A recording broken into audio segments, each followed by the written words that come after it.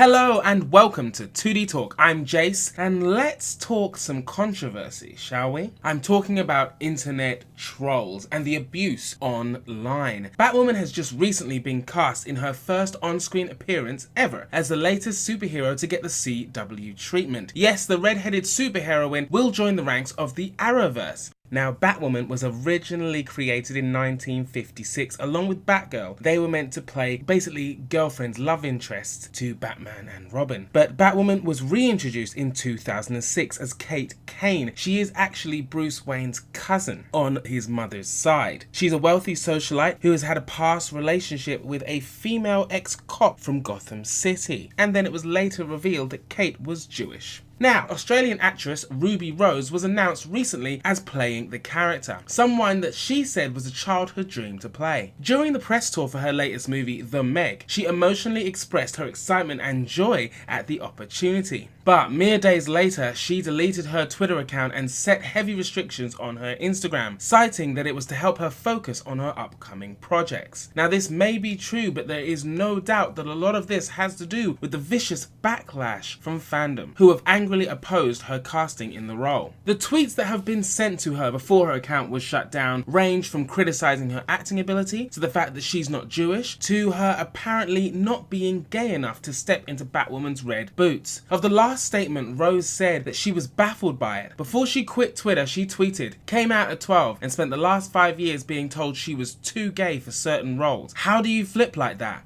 I didn't change." She went on to say, "I wish we would all support each other and our journey. When women and minorities join forces, we are unstoppable. When we tear each other down, it is much more hurtful than any group. But hey, love a challenge, and I just wish that women and the LGBT community supported each other more. My wish was that we were all a little kinder and more supportive. Sending everyone my love and gratitude. It's been a roller coaster of a year, this month especially. I'm looking forward to getting more than 4 hours sleep and to break from Twitter to focus all my energy on my next 2 projects. If you need me, I'll be on my bat phone." End quote. So, the statements aren't also hurtful but completely inaccurate regarding her sexuality. This just invalidates an already offensive response to her casting. Now, many stars have faced growing harassment from factions of FANDOM. Earlier this year, Kelly Marie Tran was driven off of her Instagram account due to racism and sexual harassment. And the Flash TV star Grant Gustin was body shamed after giving fans a first look at the new season's costume. FANDOM deemed him too thin to play the role. He then hit back saying, "I'm happy with my body and who I am, and other kids who are built like me or thinner than me should be able to feel the same way." Another is Millie Bobby Brown. After being the subject of homophobic memes sporting the hashtag #TakeDown Millie Bobby Brown that was sent to her back in June, she also deleted her account. Right, so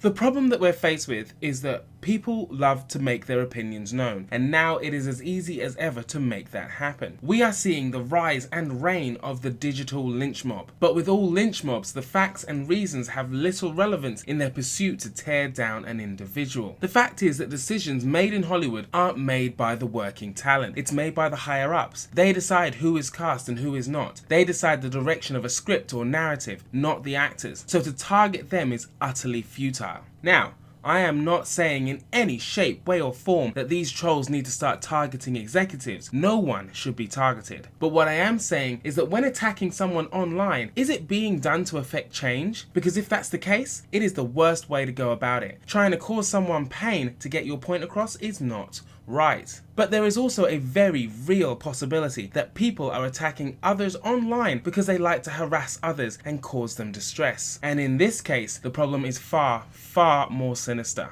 The bigger picture here is that these situations are growing and growing, and it's affecting people in painfully serious ways. Factions of FANDOM have their notions of what they deem acceptable for a character. They have their views on who and how it should be depicted on screen. And the minute that those ideas are not met, they refuse to accept it because it doesn't meet their prerequisites. They then proceed to go on a tirade of abuse. This has been going on for such a long time. Only now, with the likes of Twitter, can they make their attacks more precise and heard. Now, I understand that people have their ideas and feelings on characters that have been with them for years and decades, but people that are not open to change need to understand that at times, on a basic level, things from the comics don't always translate to screen as well. But also, if they want to have a say in what happens to their favourite character, they need to get involved constructively, and at times times take the best from what they see as a bad situation. Because how would they like it if the CW decided that making this show was not worth the hassle due to the backlash and canned the project? Then they would have nothing